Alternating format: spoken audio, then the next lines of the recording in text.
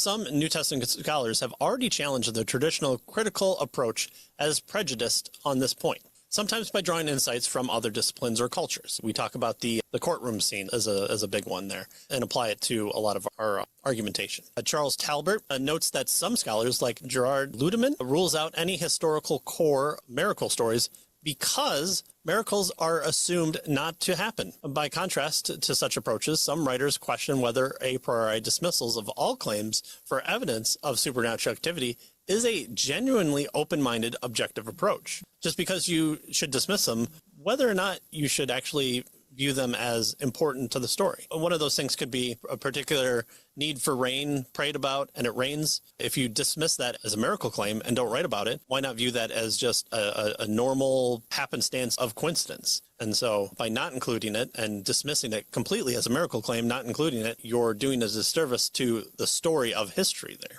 So as Talbert notes, the question as to whether miracles are possible reflects the understanding of possibility in one's worldview, and worldviews are highly resistant to disconfirmation. Right? Those are our basic belief systems. It's the glasses on the edge of our nose that we peer at the world through, and to try and knock those glasses off is very hard because we need them to see. We don't want to take them off. So if we understand, if it hits our worldview too quickly, we need to realize that we are instantly grabbing for our glasses, and we don't want to change them out too often because that's just not how humans work. Yeah. And so he says the materialistic worldview represented by Ludemann dictates that the world was and is ruled by iron physical laws that not even God can or could bend. He says this, however, a worldview, right? This is a worldview and not an argument, right? Okay, that's fine. That's what you believe. That's your worldview, but that's not an argument. Scholars, he says, differ in their evaluations of what is possible, evaluations that in turn shape how they evaluate the historical reliability of claims in documents like Acts and the Gospels. And so he says, one philosopher warns that those who dismiss miracles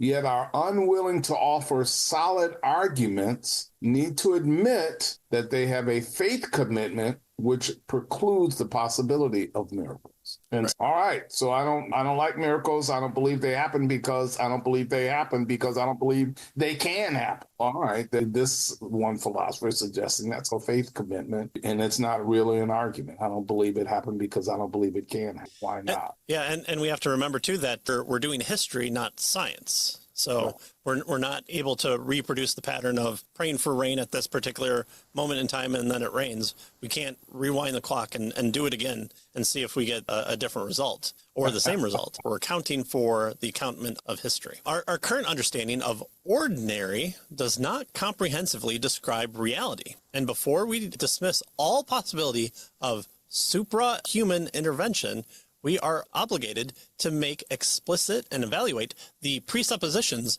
on which a wholesale dismissal would be based. If we take into account the historically conditioned presuppositions favored in antiquity, we must also consider those of modern academia. So if we can easily dismiss the ones that happened then as being wrong because we're right, how about somebody in the future looking back at ours and dismissing them because theirs is right?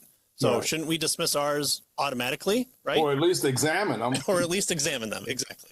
So we typically ground our critique of supernatural phenomenon in a modern Western worldview that we do not question. And then we use those untested assumptions to posit an authoritative meta-narrative or construal of reality. Now, some critics may thus immediately dismiss out of hand challenges to examine their worldview, and hence may also dismiss the secondary argument in the book. But he suspects that many of these critics do so on the basis of historically conditioned a prioris that have been never seriously examined, and that some hold inflexibility.